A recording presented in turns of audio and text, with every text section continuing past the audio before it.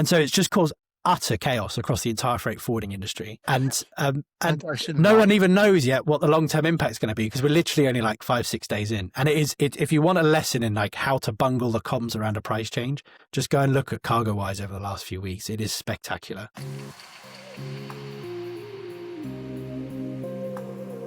Hello, everyone, and welcome to Undocked. Hello, Nick. Hello, everyone. Hello, Raal. Good to see you. How are things with you? I'm good. Yeah, I've had a really good week because we got our Spotify Wrapped. Yeah, that was a nice little early Christmas present. Yeah, that was nice, huh? Do you want to lead on the gloating, or should I? Well, I don't feel like I can. I don't know if it's gloating, is it? I mean, I'm kind of. It's I not think gloating both if of it's us are justified. stunned. But it was kind of a bit mad to receive it, wasn't it? I mean, we kind of go over the details, but I mean, like, the broad sort of brush of it is that, like, you know, it's more popular than we perhaps thought. It's quite hard if you're sort of, you know, paying attention as a listener. You might kind of have sort of looked up what we're doing, but even if you've got access to the back end, it's quite difficult to get a sense of you know, what's happening, because we've got different platforms basically, and some of them talk to each other. Yeah, the analytics are terrible. Yeah, so you're not quite sure where you're going. And then the other thing is sort of like, what does success look like? Because I mean, we've done quite a lot of episodes, but over quite a short space of time. So it's quite difficult to say, well, what does a successful podcast actually look like? Particularly when it's something this niche. You know, it's not like we're doing the kind of some football fanzine where there's like thousands and thousands of potential listeners. Our pool is very small. So what does success look like? So it's quite nice when the platform like Spotify gets in touch and says lots of nice things. Yeah, exactly. I can tell you exactly what success looks like according to Spotify. It looks like this. We are a 2025 instant hit show according to Spotify. Well, our debut was more watched than 93% of other debut podcasts. Okay. And we're in the top 15% of Spotify video podcasts. Full stop. Wow. That was a bit of a mad one. They must not have many. They must have some really terrible ones. Well, just not many, you know. I mean, there must be some absolute garbage. I didn't really know that Spotify did videos. But it's quite funny as well, because this is not the most visually interesting podcast. It's just sort of, you know, like other people, they kind of do these nice things with cameras and it's all kind of in a well-lit studio. So I just assume that I think we had the discussion at the beginning, didn't we? Should we keep the video? And we're like, well, yeah, we might as well, you know. As well. But I was speaking to someone the other day and he was saying, I've got to catch up with loads of the shows. And I know he does a lot of running. So I said, you know, that's no excuse. Do it while you're running. And he was like, no, I like to watch the video. I find it weird that people watch. Someone said to me the other day that they put YouTube up on the screen and watch, which I'll be honest, makes me really uncomfortable. Well, I had a look because we had a look at the analytics and there's quite a surprising number of people watching on TV on their sort of YouTube on their TV. Which again is a terrifying thought. Maybe I should start getting hair. You say it's terrifying as if you don't love it. Well, no, it's lovely. I can see your ego just expanding. But like, if I knew that, I'd have a much more of a sort of Ron Burgundy approach to the hair and makeup. And in fact, there's something for Emily to think about. Our producer Emily, we can think about how we kind of raise the game, deal with the eye bags in my case, and so on.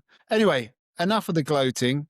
That was indulgent, wasn't it? But a big thank you. And it's obviously down to a lot of people being very kind and showing an interest, and also the guests who've come on. And so, yeah, more of that anon. But Nick, what's caught your eye this week in the wonderful world of maritime technology and transformation? Well, I want to talk about pricing. And we spent a lot of time on AI this last week, so I don't want to talk about AI particularly, but there is a slight AI angle, but then we will move on from the AI, I promise. Do you know a company called Wise Tech Global? I don't think I do, actually. No, that doesn't ring any bells. So they're kind of right on the periphery of what we track. So it's logistics software. Okay. And it's basically software for the freight forwarding industry. Mm. But they do things like transport management, customs management, all of that sort of stuff. And they are the biggest supplier in the market. And they recently acquired a company called E2 Open, which was the other big supplier in the market. So they near enough, without saying necessarily they've got a monopoly, they are probably the only big end-to-end supplier of logistics software left in the space, because everyone else has been acquired out. or you have to go down the route of going for the kind of best in breed across a whole load of different categories. And so you end up with sort of, 12 different software suppliers to do the same thing. So I kind of pay vague attention to them because they are tangentially relevant to the maritime sector and they kind of bump up against it. There's not proper maritime technology. But wow, have they had a interesting few weeks, to say the least. They've come up with an entirely new pricing model, right? So 6 months ago, they acquired E2Open, the big competitor in the space. And then about a month ago, they started putting out messaging that they are changing their pricing model. But what they didn't do was tell anyone exactly how the pricing model is changing, or give anyone any room to negotiate on the new pricing model. They just said, you're all being put on this new pricing model from the 1st of December. And we're obviously now a week and a bit into this new pricing model, and it's just causing utter chaos. So they've gone from a per seat model.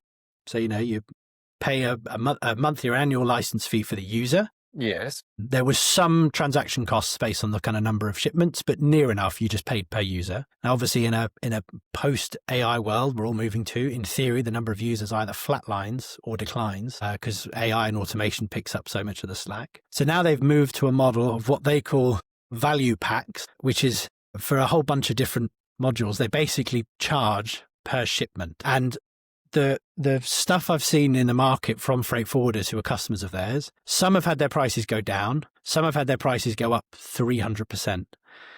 And even for the first time ever, there is now an automation fee being passed from the freight forwarder onto the end shipper to say, we've been given this 20% increase in our cost. We have to pass it on to you because our margins are so thin at the moment because generally speaking, the market's not doing brilliantly. And so it's just caused utter chaos across the entire freight forwarding industry. And no one even knows yet what the long-term impact is going to be because we're literally only like 5-6 days in. And if you want a lesson in like how to bungle the comms around a price change, just go and look at CargoWise over the last few weeks. It is spectacular. This episode of Undocked is brought to you by Acceleron. Running ships is complex enough. Managing emissions compliance shouldn't make it harder. Yet every year, new rules add more admin, more data to collect, more reports to file, and more pressure on your teams. Acceleron's Loreka 360 emissions desk changes that. It's a complete compliance service that handles every step: data checks, documentation, forecasting, and verification, all powered by intelligent software and guided by experts who've actually worked at sea. The result? Accurate reporting, less stress, and more time to focus on what really matters: operating ships. Find out more at acceleron.com/emissions-desk. Well, pricing is really, it's one of those things that's sort of really very difficult because there's quite often when you change the model, there is often winners and losers, and how you kind of broach it and how you've got to draw that line between sort of not bringing the stark reality of like, being clear and sounding like you're sort of imposing it, and then, but also not trying to kind of sugarcoat it and tell people that, try and make people seem like you're not doing Try what make it sound good that their price has gone up. Well, 30, just not sugarcoating it to the point where it just becomes irritating. But let's kind of rewind from the communications of it to sort of the actual price model change itself, because I think it is really interesting. Because when you take something like Maritime, which has been, a bit of a walled garden, very often it's kind of been allowed to operate completely differently. And to different models, so it's very common in our industry, whatever you're doing, wherever you are, to sort of price things around ships, because ships are moving around the world. It's quite a vessel pricing model, makes a lot of sense, but starts to break down when you start to kind of apply some of these other things that are perhaps more common in other, the SaaS model, for example, leads you very quickly to a user-based, system. So that it's not uncommon to reach a point where you suddenly need to shift the pricing model, and that can have quite big, or it can go from one of two ways. You either need to you're changing the operating model, and then that needs to reflect in price, or you want to change the pricing model, and there can be other drivers to it as well. One of which is, mergers and acquisitions, because if you start putting competitors together, normally there's some sort of incentive there to, how should we say, to sort of apply some pricing power. Perhaps that's the nice way of putting it. And then And then if you want to do that, you can either sort of say, hey, look, you're getting exactly the same thing, but we're charging you more. Or you can say, actually, we're repackaging as a service and we're including things we didn't use before. And then you are potentially changing the value proposition, to put it kindly, and to put it less kindly, you are obfuscating the price rising, or possibly a little bit of both. So yeah, there's a lot of interesting things going on in there. Now, just to kind of conclude on that point, when you then open it up, you then start to say, well, actually, what is the new model and how does it look? And you're exactly right in saying, do you move from an installation cost to a user cost, to looking at then the more novel and bolder and perhaps kind of, you might argue, fairer charging model, which is based around use value. And that would take you to something like, in this world at least, a transaction cost. Because you're not, you wouldn't, in other models, you might look at sort of, amount of X accessed. So in other words, imagine Netflix if instead of having the subscription cost of just accessing the library, it was like, well, the more shows you watch, the more, the more you pay. And then at least you wouldn't have to pay for all the ones you start watching and then abandon, which would be something. But, but clearly, there's a good reason why Netflix don't go down that route. But in something like this, where you've got a lot of people hitting and making a transaction and stuff like that. But as you pointed out there, was it, you say 300% price rise in some cases? Yeah. Well, they've moved to exactly that model of it is effectively a transaction fee. So every shipment that goes through the system, they're applying fees to the automations that are being used within CargoWise, which is the software platform. And there's a lot of the users have basically said, what's the point? Hat tip to Eric Johnson, the technology editor at JOC, who does great reporting on tech generally, but he's covered this really well. Someone reported to him, what's the point in having CargoWise if I have to break it apart and do things outside of it? I'm a big fan of CargoWise, but now I'm not so sure. Do I control my business or do they control it? It's never going to be the same for me. And so it's a really big shift. It's just the fact that 95% of customers have been switched overnight on the 1st of December. See, that's the bit that when you were saying it, that's really when the alarm bells sort of started ringing for me, because, this happens, right? This is not unusual. There's lots of instances where in your daily life where something that you use as a consumer piece of software makes some sort of change, and then you what's the phrase, you pays your money, takes your choice sort of thing. You're not dependent on them. Now when it comes to B2B and people that are sort of embedded, you're embedded in their supply chain or whatever, it's a very different thing, because you could be completely throwing their budgeting out the window. You've got cases there where you're saying people are saying they need to now pass those costs on to a consumer. You would hope that there would be a consultation process within that and some, stress testing of the model. Now, I can see a scenario whereby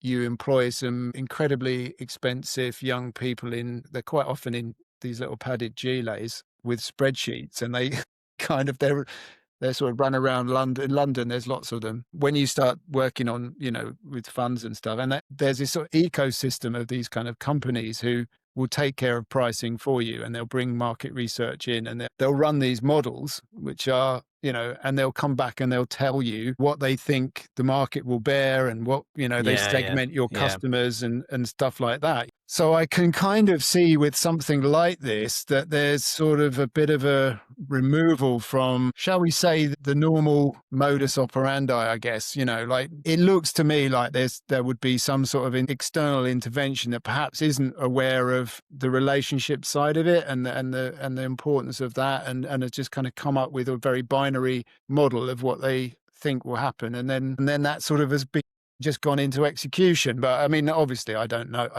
forgive all parties if I've got the wrong end of the stick, but just listening on to the information you give me there, and I think we don't need to even talk about this particular case. It's just one of those things that will happen. And, it happens all the time in businesses everywhere. That's why these are very successful organizations and the guys in the gilets get paid a fortune, but they are looking at things through a particular lens. And, I guess there's collateral damage sometimes to what then happens there. The way, if you do hire the guys in gilets to look at something related to maritime technology, the guys in Giles often come back to Thetis to actually get the information and then add a lot more to the price and then resell it. So you could just cut out the middleman.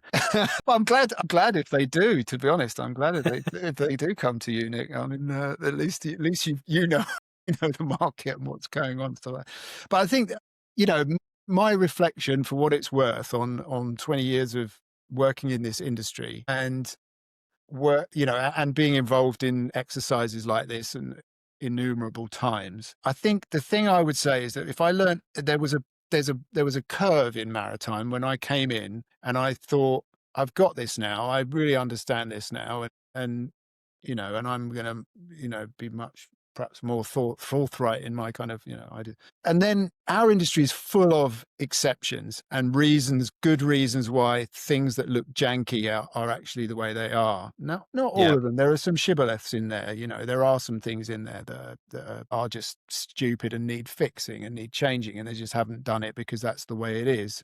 But I think a lot of people come in and they look at that and they see that, and that then leads them to conclusions that there's all sorts of other things there.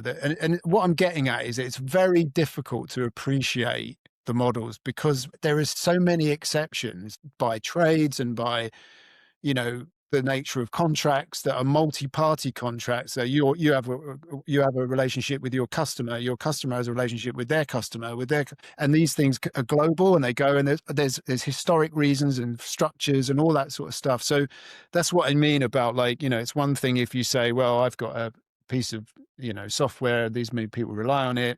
If I put up the prices, they'll deal with it this way, or if I change the model. But then there are those really big dependencies, you know, where you're really bedded into a customer's entire ecosystem and supply chain, where you have to tread very, very carefully. And what will happen otherwise? I mean, you know, the issue there is that you can potentially look at that through one lens and say, well, look how dependent everybody is on us. Look at we're the hub of the wheel here. You know, you can afford to kind of make big changes, and people will put up with it. The thing that happens there is people put up with it for a while, but they'll immediately start working on plan B. And if they then, you know, you can then find that you reap the rewards of that later on. You know what I mean? Yeah. We're actually just in the process of doing some research on this, which comes out in February next year. But basically, like, the concept of accidental vendor lock-in. You know, you start working with a vendor on a point solution, and over time that you kind of expand it, and then suddenly you have workflows into 6 different sets of software. And then suddenly something like a price change happens, or the product just becomes quite stale. Unpicking that product from the way your organization operates, so difficult. And we have it, you know, we're a very small business operating on a tiny scale. And once a year, I get a bill through from Zapier that stitches together like 3 or 4 bits of software. And it's like, it's painful, but I look at it and I go, it's not as painful as trying to unpick Zapier from all of the different API calls and then restitch them elsewhere. And so we let it run. And so you take that and times it by 1,000. And that is, I think, what, if you're a vendor, you know, trying to ultimately, right, our kind of ultimate prize that investors will ask for is for you to try and lock in as much as possible. But if you are an end user, if you're a ship owner or a charterer, part of your long-term resilience planning when it comes to technology should be knowing who the alternatives are and knowing how you would kind of pull the ripcord to be able to escape from a particular vendor and know who the alternatives are and how to then kind of wire them in. Because otherwise you are really beholden to things like this, to price changes like this. Yeah, I mean, that you're right. The attitude to risk should be very much along those lines. I mean, a lot of ship, you know, that has been the default of our industry for a very long time, by the way. I mean, like, you know, like a lot of companies will run 2 systems, for example. That was very, very common. When I started, I'm bang on about, you know, my experience, but, you know, when I started working with Videotel and you had Seagull, there were some people would run 2 systems if they were living high on the hog. You know, they would have 2 systems, so they didn't want to be dependent on one. And others would mix it up in the fleet, and they'd say, well, I'm going to have 50% running with that and 50% with Seagull, 50% Videotel. And therefore, you know, if anyone, you know, it's very quick for me to be able to kind of change that. Of course, then what happens is, as you then want to start standardizing workflows and making sure that you get the most out of standardized data, you've then caused yourself another problem there. So this kind of is what leads you down that route of then sort of getting what you said can end up in vendor lock-in, there are lots of good reasons to sort of buy more and more from one vendor. I remember ringing and it was a quote that said, I want to have one throat to choke. Yeah.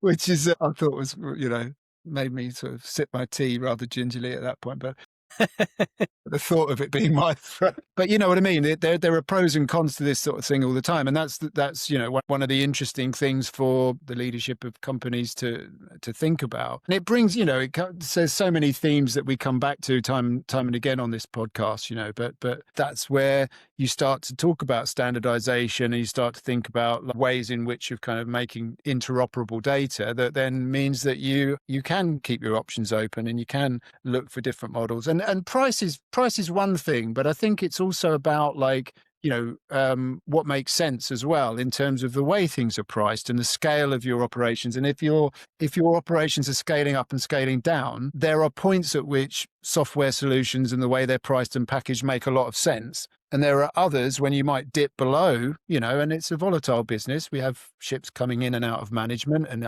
owners will decide it's advantageous to get rid of assets at certain times and to scale up at other times. And, and you may just find that just in the course of that, even if the vendor doesn't necessarily change their pricing model and the way that things are priced and packaged, you may just find that there's no longer the value to be had from that one. And you require someone who's in a different segment of the market. And so again, these are the factors that people have to weigh up all the time. Time for another one of my shameless plugs.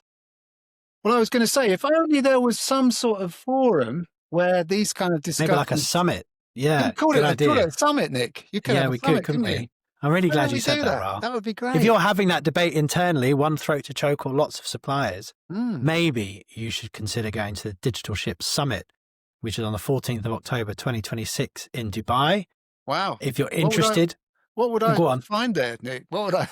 Well, you will find our ambition is over the next 5 years to grow this into the largest annual gathering of maritime IT professionals in the world. We see that in the last 5 years, IT's kind of gone from a back office support function. There was kind of like an IT manager who was trapped in a cupboard, wasn't ever really allowed out, and they were just told to keep the lights on. And now IT has become one of the single strategic pillars to lean on when it comes to growth, performance, and compliance if you're operating ships. So we think they deserve a summit, a single day, and one of the agenda themes that we're looking at. Genuinely, I was working on this earlier this week.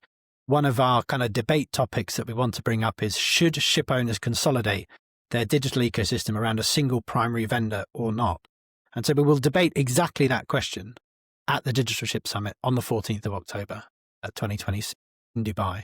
And if you would like to join the waiting list to be part of it, then head over to thedigitalship.com and click on the summit link, and you can fill out a very short registration. It'll put you on the waiting list so you get updated when tickets come live. Wow. Lucky you. That was a good plug, wasn't it? Yeah. One take wonder. No, but I mean, this is an important thing. You and I were obviously talking about this. We talked about it earlier this week because I think it's a really good idea. And it's something that I have always felt would be, I tried to think about bringing different customer forums together. And this is an area that I think is really neglected in terms of that very often it's these people who are really instrumental now to developing the strategy and executing it for companies. They've got big weight on their shoulders in terms of security risks of cybersecurity and all those sorts of things. And they have been elevated. You're right. When I started in this industry, the IT guy was pretty much in a cupboard somewhere. It was like that British show, the IT Crowd, where they're in the basement. But even today, it's only really more progressive companies that will send their IT representatives along to some of the big shows and big conferences. And often, I guess, a lot of the time, they're probably deep in other things anyway, so they can't take 3 or 4 days out. So I think this is a neglected area. I remember saying to somebody on this very subject, I think it was probably about 5 years ago, that my prediction that in the next 5 years, one of the CEOs of a major shipping company will not come from technical management or from the finance side or whatever, but it'll actually be the CTO. I don't think it's happened yet, but I still stand by my prediction. It might just be that I was a little bit too previous. I do have a bit of a habit of that, but I think it's still a very reasonable prospect because these things are becoming more and more important to the success of businesses. We've seen a trend recently. A lot of our ship owning clients who are kind of PE backed, they often have hired in a CIO from outside Maritime, and that's where we start to see real shifts in how the business operates. And I could see one of those CIOs who may well come and be a speaker at the Digital Ship Summit on October 14th, 2026, who may well come and be a speaker that they would go on and take on the CEO role. I could definitely see that happening. Yeah, and when we think about these kind of events and what do you get from actually physically being present with people, and I think it's really important because I'm sure a lot of those people in those roles that you're trying to attract will be very much kind of tuned in to what's happening in technology, and no doubt tuned into what's happening in maritime as well. There's something different that happens when you get people physically together. It's that sort of sharing of information and ideas and hearing the common pain points that people and interesting and innovative ways of doing it. And it's sort of something about that kind of hot housing when you get everybody together that works really, really well. So yeah, I think it's a really good event. And timing wise, I think it's really good as well, because I think we talk a lot about transformation. And there are clearly some big buzzwords associated with that. But I think it's the way in which the unintended sort of consequences of the way in which once you start connecting data and systems and that sort of lead you into kind of new areas. And I saw something actually this week. It was on Digital Ship, funnily enough, that sort of pricked my attention because it was kind of an interesting story in that sort of regard. And this was the e-procurement platform Procureship. I don't know if you know. Do you know Procureship? I know of them. I don't know them personally. So they're looking basically around sort of, combining digital workflows. And it's maybe it's worth kind of, for those, the uninitiated, talking a little bit about procurement software more broadly. I don't know if you've done one of your reports on it. I mean, from my point of view, procurement software, I really only became something that I looked at because it's part of this rather nebulous kind of categorization of software, which is the fleet management software. Yeah. Which is, when you look at other software platforms I've been involved in, if you take crew management, for example, you can very quickly identify who are the major suppliers of crew management software. How do you differentiate from them? Pricing would be one, and all those sort of things, market reach. Same with maritime learning management systems, and that kind of thing. There's a clear category. You can clearly sort of see what feature sets and all that sort of stuff. When it comes to fleet management software, it's just really, really difficult because it's a real catch-all term. It involves lots of different bits of software that different people are perhaps better in one aspect of it than the other. I think probably the biggest thing that I realized I was on a bit of a hiding to nothing in terms of trying to work out how you market something as a fleet management platform is that actually you've got different customers within one platform you're trying to sell. So in the case of the one that we worked with was Terra Marine, which was a Norwegian company and had a product called TM Master, and that had 4 major areas. So one was planned maintenance, one was procurement, one was HSEQ, and the other one was crew management, which of course ended up being covered by other areas. And then within those, there's modules. So they themselves are also catch-all ones. But like if you look at who you're talking to about planned maintenance, who you're talking to about procurement, and who you're talking about HSEQ, they're all completely different buyers fundamentally. Yeah.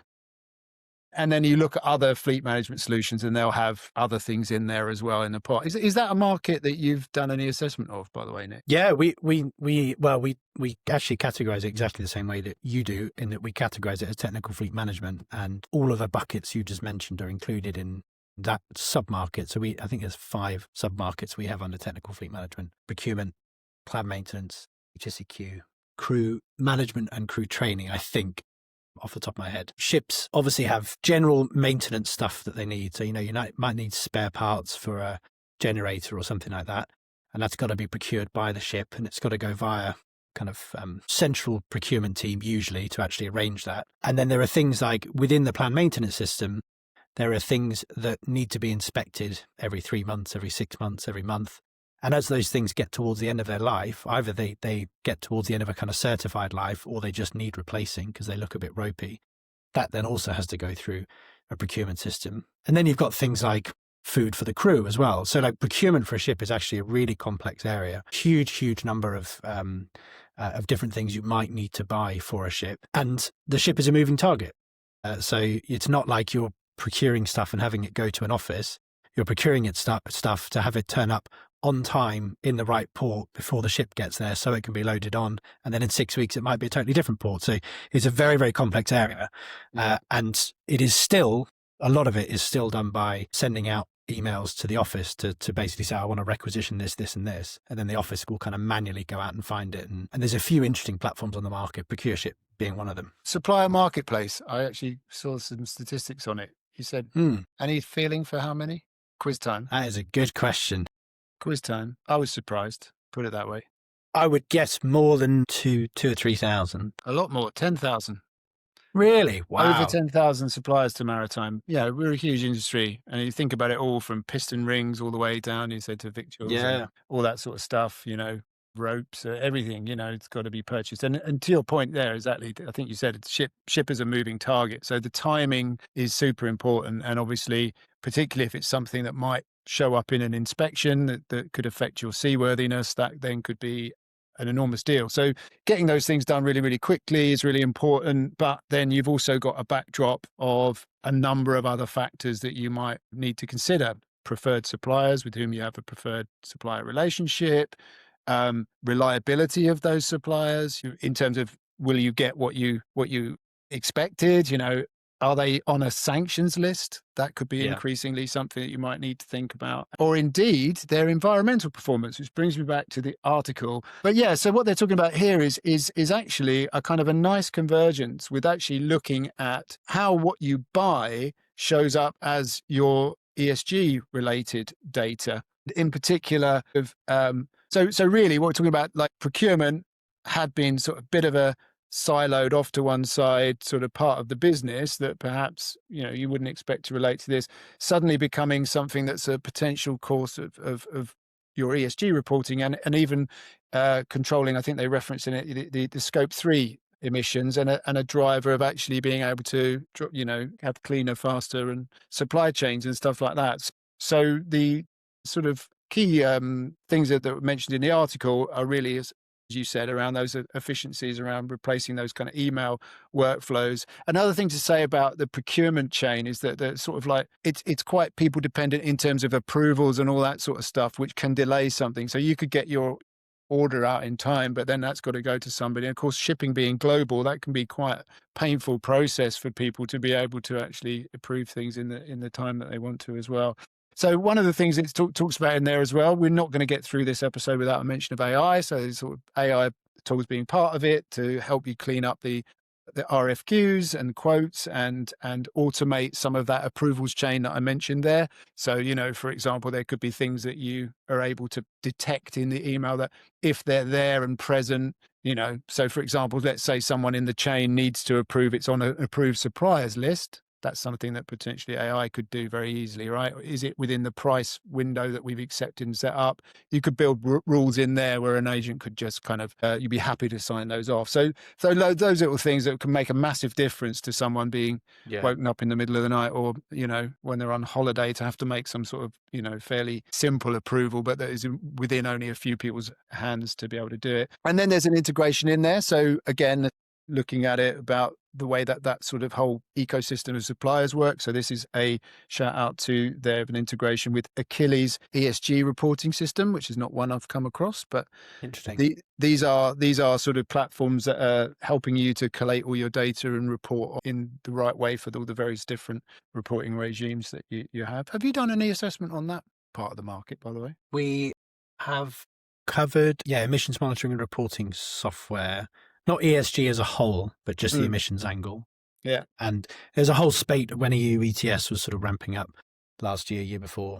There was a whole spate of software suppliers that came onto that market. A few have just sort of quietly died. And I think quite a few of the larger software suppliers have kind of just shoved products onto the market that kind of near enough to sort of do the job, but now those products are kind of languishing, if I'm totally honest, because the focus has sort of moved off emissions reporting. But I think we will see it have a bit of a revival as the ETS bills start to ratchet up. Obviously, the first Well, ETS bill comes due in January, I think. yes, or even this episode, I might ratchet it up a bit. Really?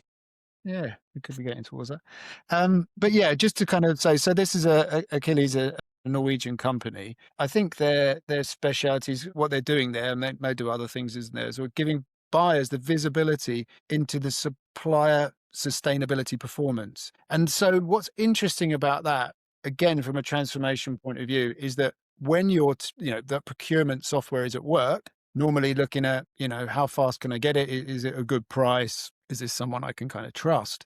We have another dimension here about what is the actual environmental cost of what's being produced? And so that could lead to different kinds of decisions based perhaps on near sourcing, for example, how much does this have to travel, this part and stuff like that, So it was an interesting story for me because it's looking at something which is kind of quite niche, quite tucked away, but that's actually kind of really fundamental to how the whole kind of operations of shipping kind of works. How on earth do they calculate that? Like on a product by product level, by all means, Achilles, please write in and tell us. But Yeah. it's hard enough for us as an industry generally to work out the emissions of a ship, right? So then how on earth, on a single product being delivered to the ship, I cannot fathom how they actually go about making that calculation and also making it accurate to the point that it becomes massively trustworthy without wanting to throw a dampener on this. It's a good question. I suspect it's less about calculating the environmental concerns of getting it to the port that you need to pick it up in. I suspect it's probably more about the suppliers themselves and how they're rated and all that sort of stuff. But these are things that are being tracked when it comes to carbon credits and things like that as well, in setting, and stuff like that, where you're actually looking at and quantifying what goes on in the port, what goes on, all the different sort of parts of it. I did a webinar on it quite recently and, just kind of opened my eyes to how complex it was. But anyway, just a few things about the procurement side of it that sort of came across in the meantime. It's a fairly small part of the industry. I think it's $200 to $400 million estimated per year in the whole sort of services global procurement market. You mentioned a couple of the players. We've got ShipServe, ProcureShip, Certica, Logimatic, SpecTech, Amos, DNV, Ship Manager. Has been renamed, I think, hasn't it? But Hanseatic Soft, those sort of people, so all those kind of fleet management people having different holds in there. But it's kind of an interesting area because when you start to think about how you connect stuff up, it could get much more interesting. You mentioned planned maintenance there, being able to automate those processes through to understanding the condition of items and automatically ordering spares to be ready at the next port and all those kinds of things. It's an area that's kind of ripe to be sort of in the middle somewhere of lots of the other sort of virtuous things that need to happen to make a ship work properly. We did a whole report back in the summer on vessel husbandry and all of the different suppliers you need to actually make a ship stay running. And obviously procurement's a big part of that. And actually a lot of what you're talking about here were highlighted as kind of issues in the report, increasing the sustainability rating of the ship beyond just the ship's engine, and a whole load of other questions around trade and tariffs and customs as well, and actually how difficult it can be to get goods across borders in time for the ship. Yeah, it's a really interesting area. It's not somewhere I've thought much about. And as an aside, it's one of those ones where you find these kind of amazing niche things. Yeah. I remember, particularly happens when you're wandering around exhibitions associated with conferences sometimes, and you bump into someone who kind of nab you in the mistaken belief that you're able to unlock something for that you're a buyer. Yeah, there's some tire kicking sort of. You're just trying to grab those mints or a USB charger. You realise you could really do with a travel plug, and they've got one there. You go like, tell me more. As I just pocket these delicious mints, and I got chatting to somebody once, and it was ended up with incredible kind of insight into. Because obviously, ship agency fees, getting out to vessels and stuff like that. It's a huge costs involved in this, accumulative costs over time. This guy was using drones. This was when very early, some years back in drones, and they were using those as a way of sort of taking packages to the ships. We ended up having a conversation about that because at that time, one of the big still one of the, I mean, it still happens now, but if you want to update something like a learning management system on board a ship with new content or something like that, and you can't go over the air, we used to ship these USB sticks everywhere, which, again, full of logistical complexity. And it would really, even something tiny and small and easy, to do that with customs clearance, with all this, then trying to, actually get it physically on board the ship. So my attention was pricked into this novel way of kind of, using drones to kind of drop it on the vessel. Have you ever heard of F drones? They look like they've gone drones. bust, but they were like a darling startup of 2020, and they were trying to do beyond visual line of sight electric drones that are vertical takeoff and landing, but then fly like a plane. And they were claiming they were working their way up to doing 100 kilos, 100 kilometers offshore, and basically be able to land on the ship in transit. And they got like aviation authority approval in Singapore to do it, to go beyond visual line of sight, all of this sort of stuff. They did some really cool deliveries. And then I actually don't know what happened to them. I assume they couldn't raise the money to go into full production, and it looks like have quietly died a death. That was a bit of a diversion. It just goes to show it's one of those areas which is actually ripe for sort of various things disrupting the business. Another one, of course, big one, 3D printing, which would massively change the whole kind of game, really, if people were able to sort of machine parts, 3D print parts, and various other consumables on board as well. But anyway, big sort of part of that discussion there was sort of ESG and that you could be forgiven for thinking that the political sort of pendulum has swung away from this. And I'm always interested talking to people who are in this space. It's an area that I like very much, because I think it makes measurable some of the things that distinguish people that do the right thing and the, efficacious business. And of course, your report you did for RightShip recently. Did you get a sense when you were working on, just for everyone's benefit, this was a RightShip Commission piece that was to sort of broadly look at whether charterers reward efficacious ESG behavior, right? That was broadly it. It was, yeah. Efficacious, what a word. I tried to educate you. So I don't know whether to agree or disagree. Yeah, and the short answer was no. The ship owners don't generally get rewarded in the market for investing in this stuff. But I think didn't you have a conversation recently with someone or you brought it up at a conference and got heartily disagreed with? I was at the Human Factors Symposium in Glasgow. Right.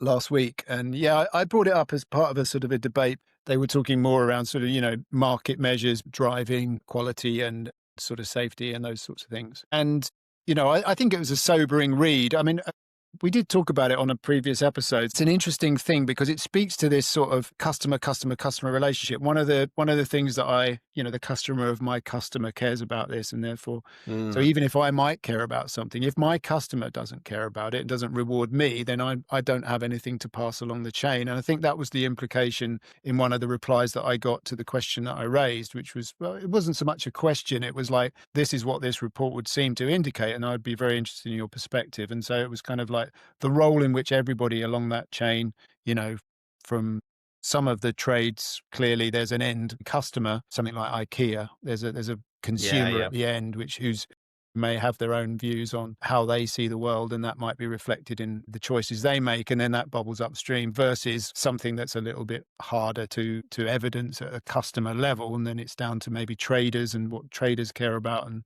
the pressures that they're under and stuff like that. So it is quite complicated. Did you get any sense in any of the research you did there that there was a sort of a cooling towards ESG as a topic in general? Maybe not in that specific project, but I think generally speaking, if I think about the research requests that we get through from industry, from investors, ESG has definitely cooled off as an area. And we know a lot of investors who are, one or two who have been reasonably successful in ESG focused, maritime focused investing, who have been trying to raise funds over the last year or so, and have really, really struggled. So I think there was a massive influx of institutional capital that was ESG focused, and that was trickling down into shipping, probably 22, 23.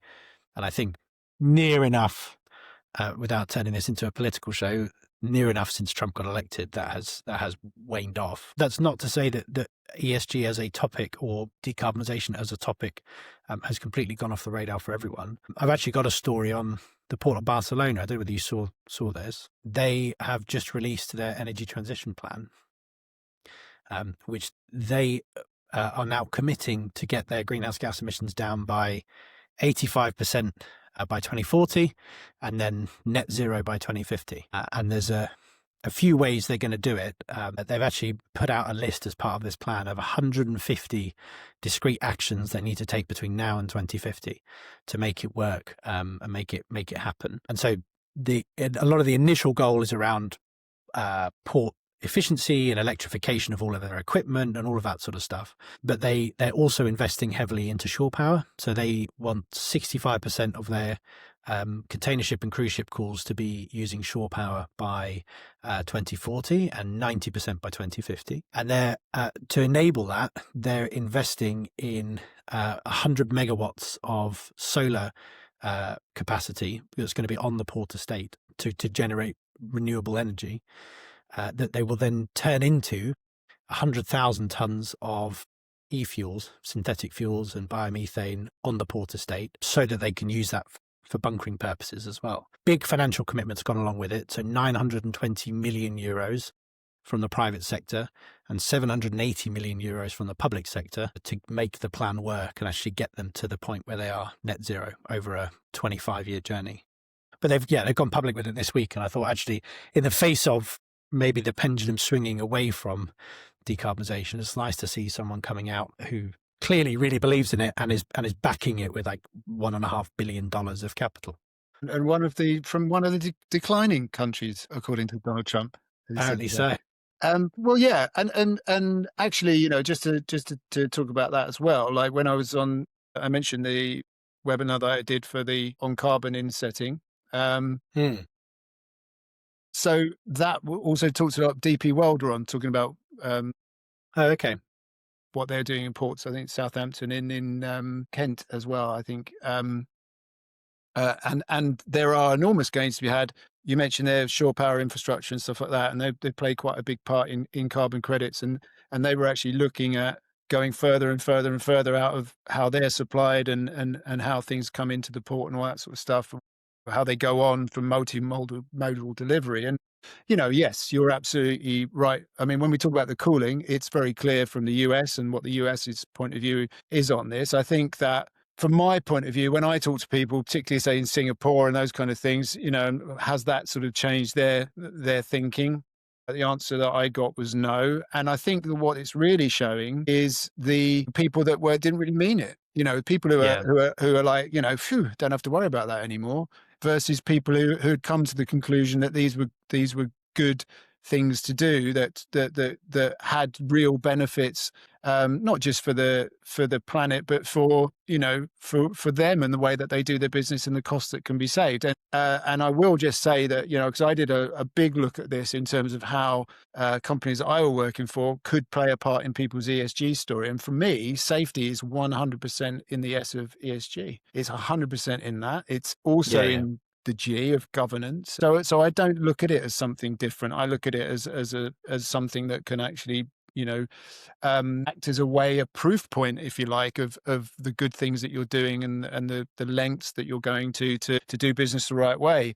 Now, also, luckily, I saw a story today which gave me a little bit of heart too. That fits very neatly with what you were talking about there. And this was a article in Splash. Propulsion CEO Stephen Sediston is talking about how owners are moving towards kind of investment into sort of various ways of reducing energy and getting fuel efficiency and that sort of stuff, and it actually making financial sense. And I was very kind of pleased to read this, because when I was at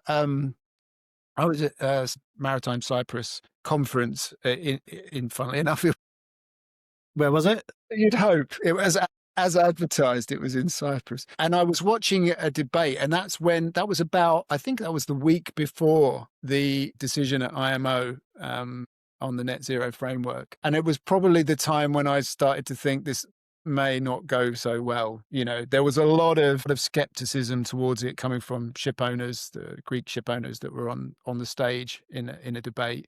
Even potentially a bit of sort of hostility to some aspects of what was being proposed. But the sort of upside was an almost universal kind of like, yes, we're investing and getting behind energy reduction, which I would say, which had been, I'd heard a lot, say, in Norway or in sort of other areas. I hadn't really sort of seen or noticed the Greek ship owners really getting behind that in quite the same way when I'd been in other forums.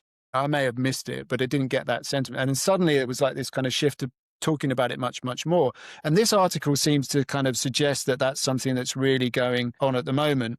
And it's this combination between the modifications that you can make to the vessel, what's then being on order in the yards as well, but also retrofitting and also looking at, the kind of software elements of that and the use of things like AI, because there's some of these investments that you can make there in terms of how they communicate with sensors and all that sort of stuff, so that in real time they can be they can be orienting to the conditions, evaluating the conditions, and oriented to make them as efficient as possible. So that was kind of a positive story, if you want to look it up, where he's talking about that. And then that sort of led me down into another story that I noticed as well, which when you look at the things that are really kind of gaining momentum in that space, it looks very much like wind. I'm going to talk a lot of wind. No one is going to have any surprise there. But yeah, I'd like to talk about wind because I think that is really gaining traction. And there's a couple of stories which I picked up this week, which I think were worthy of attention as well. One calling out the very niche publication, Breakbolt News, good magazine. Breakbolt, they do a really good. Did they? Good. Well, they've had me on before, so they must know what they're doing. But this was a Bound for Blue is the company. Am I telling you something you don't know? Maybe you can tell me. 44 million investment to industrialize its suction sail technology. Is this something that's on your radar? Yeah, well, previous podcast guest, Lawrence Odfiel, the Odfiel Family Office was one of the investors. And I think they have previously invested in them as well. I know Christina, the CEO of Bound for Blue, and I sent her a little congratulations and invited her to come on the podcast and talk about it. And she was well up for that. Good. So Christina, if you're listening, let's find a date sometime in the new year to get you to come on and talk about what are you going to do with the $44 million. Yeah, it's quite a milestone. I think it's the biggest raise we've seen publicly talked about in the wind market as an equity raise. So yeah, it's quite a big. It's a and I think that this was an interesting quote as well, that they are betting that the retrofit decade in shipping will see hundreds of sails installed in existing fleets. And you're quite right to call out the Odfiel's involvement. These are in fact the sails that were used on the Bow Olympus for the historic journey that they did there, sort of showing double-digit fuel and CO2 savings. And I think what this story and another story, which to be fair sort of was seeing the two stories at the same time. The other one was in Splash 24/7, which is about anime. Are they called anime? Anime? I think it's anime. Neither. None of the above. I always said animoy, and then I got corrected. I met the CEO, and she said, no, it's anime. Anime. Yeah. And there are some differences there. But I think what's in both of the stories is this idea that these kind of sails, there are different kinds of these. Maybe we'll get into that. But that putting sails on ships turns out to be something that's moving from this idea of, like it's proof of concept stuff, testing, to being now kind of mainstream delivery. I always I feel like I'm in a minority of one because no one else seems to find it funny, but I often sort of quip, oh, sails on a ship, what a crazy idea. And people go, yeah, I'm like, it's bonkers to me. The reason they roll their eyes, Raal, is that we've got to prove everyone's thought that. We've got to prove sails on a ship. But it's like, it's mad, isn't it? That's going to be. But, it's an interesting one. And I'll mention this as an aside because Øystein Jensen from Odfiel was on my Strictly Decarb thing. And he was talking about what they've done by way of operational excellence the use of these sails being one of those things. And one of the things that they've done is actually get their seafarers on the water on sail ships, on like Really? sailing boats, as a sort of training exercise, so that they understand, how the wind. So because it's not been part of any part of commercial seamanship for a very, very long time. So it's interesting that I had to do it in college. It was part of our phase 1 training was to learn to sail dinghies. Yeah, on a boating lake in Blackpool in the winter, and it was a pretty miserable experience. It put me off sails for life. So I've never been sailing since. But I'd happily go on a big ship with a sail on it. I wouldn't mind seeing that up close. Yeah, sailing, again, slight diversion, but a friend of mine asked me if I wanted to go sailing some years ago, and I thought I was going to have a gin and tonic on the yacht, but so when I turned up, I was sort of dressed for an afternoon of leisure, and he was like, well, "When are you going to get changed?" I was like, "Oh my." You do strike me as a fair weather sailor, Raal. And he sort of pointed me to this tiny dinghy and a sort of nappy that I was going to wear as a trapeze thing. And it was one of the most harrowing afternoons of my life as we went between the two piers in Brighton in a gale. So please make it clear if you ask me to go sailing, what kind of sailing we're doing. If it's actually on a dinghy in those conditions, you can probably leave me out of it. But yeah, so I mean, and the reason that these sails are gaining this kind of traction is the savings are quite impressive. Average fuel savings 15-20%. That was the ones that experienced by Odfjell. And it's this also ability to be able to retrofit onto the existing fleet. Now, obviously, it's not all plain sailing. Because it can affect the capacity of the cargo and all that sort of stuff. So it's not not simple, let's say, but it is something that remains a vehicle. And I think there's the difference of the two, the Anime one, which was in there. Again, similar kinds of savings, but there are different ones in here. So you've got suction sails, which is the one that we were just talking about, the used on the Bow Olympus, and then the Anime ones, which I think are rotor sails. These are the differences here in terms of what they rely on in terms of the way in which they work. I think suction which one uses motors and the other one doesn't.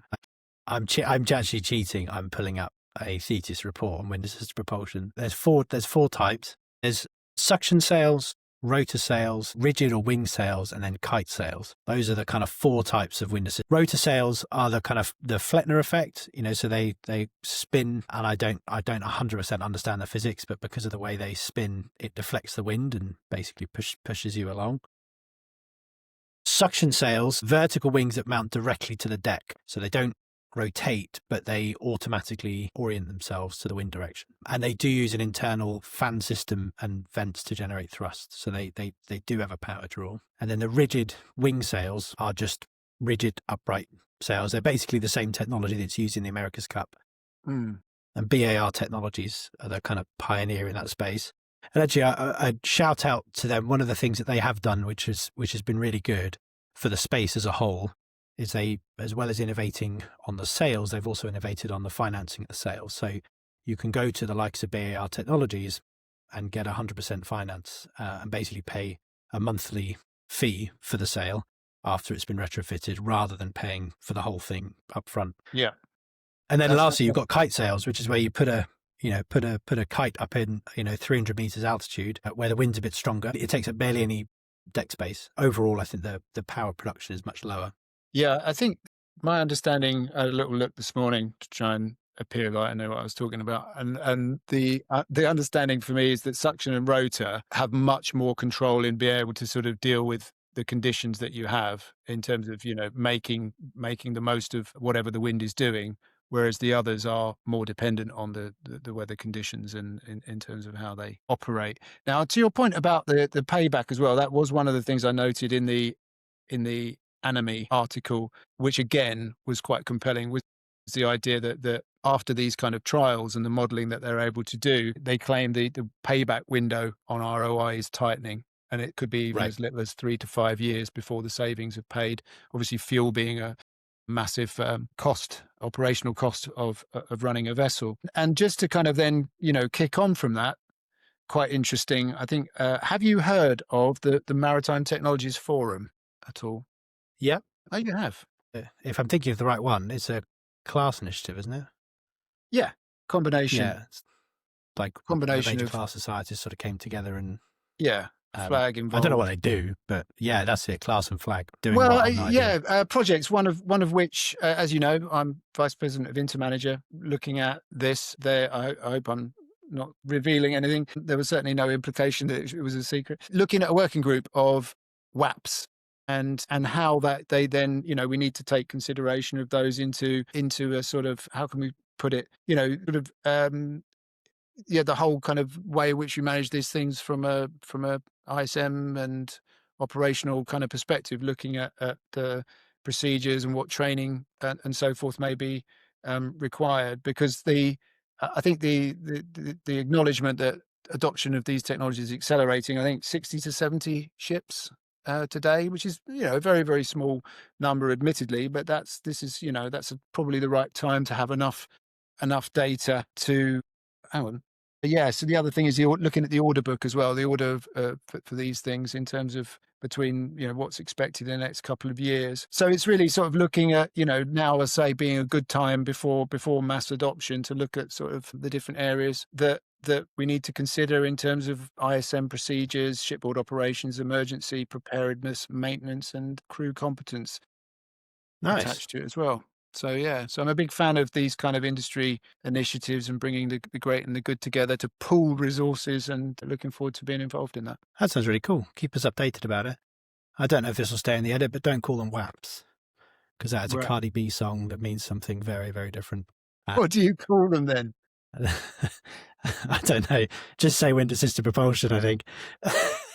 When did I? Oh God, we got to try and unpick that. Shall I just start? No, don't. Let's just move on. Is it bad? Give me a rough ballpark. I mean, how bad is it? Google it. No, I'm not going to Google it. So now, obviously, this level of kind of adoption, I think we've got around 60, 70 ships today, something like that are using wind-assisted propulsion. And that's sort of looking at I don't have the exact figures, but looking at how that's likely to grow in the next couple of years for all the reasons that we've just been talking about.